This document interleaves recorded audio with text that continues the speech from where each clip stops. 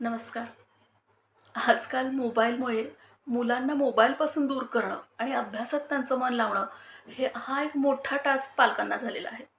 आपल्या लहानपणी कसं होतं, की टीव्ही असायचा आणि टीव्हीचं एक ठराविक टायमिंग असायचं. त्याच वेळेला टीव्ही लागलेला असायचा. अदरवाईज तो दिवसभर बंद असायचा. आता मोबाईल इतका सोपा झाला आहे हँडलिंगला, की तो कधीही मुलांच्या हातात जातो.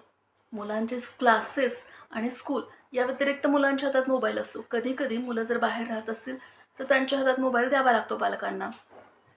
तर अशा पद्धतीने एकूणच काय झालेलं आहे, की मोबाईलमुळे मुलांचा स्क्रीन टाईम वाढलेला आहे आणि अटेन्शन स्पॅन कमी झालेला आहे. त्यांची एकाग्रता कमी झालेली आहे.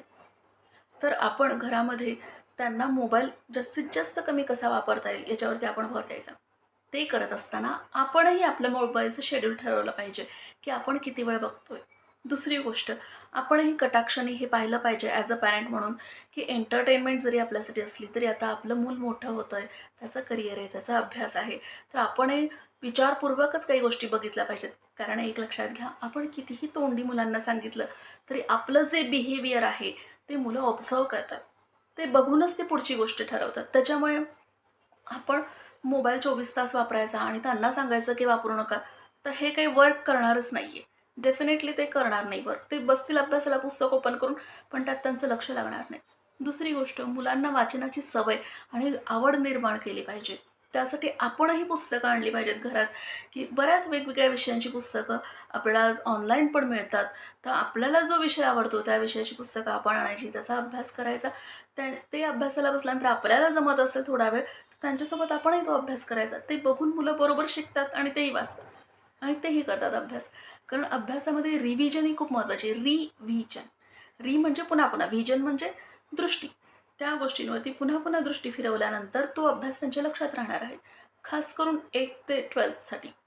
कारण कितीही एआयचं युग आलं, कितीही नवीन टेक्निक्स आल्या, तरी देखील अभ्यास करूनच उत्तरं द्यावी लागणार आहेत, नाही का एक्झाममध्ये.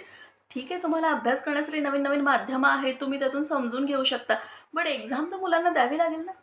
आणि एक लक्षात घ्या, 4 तास पुस्तकांचा अभ्यास केल्यानंतर 40 मिनिट आपण त्याच्यावरती काहीतरी बोलू शकतो. ही गोष्ट मुलांनाही तुम्ही समजावून सांगा. मग मुलांच्या लक्षात येईल, की आपल्याला किती वेळा अभ्यास करावा लागणार आहे. थोडंसं पालक म्हणून आपल्यालाही जागृत व्हावं लागणार आहे. आपला काळ वेगळा होता, आत्ताचा काळ वेगळा आहे. सारखं-सारखं त्यांना रोखण्या-टोकण्यापेक्षा चांगल्या सवयी जर आपल्याला लावता आल्या, तर काय हरकत आहे?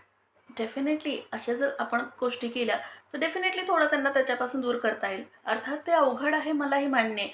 पण ती आपलीच ड्युटी आहे ना, कारण शेवटी मुलांचं भवितव्य त्याच्यावरती अवलंबून आहे. आपण बिझी आहोत,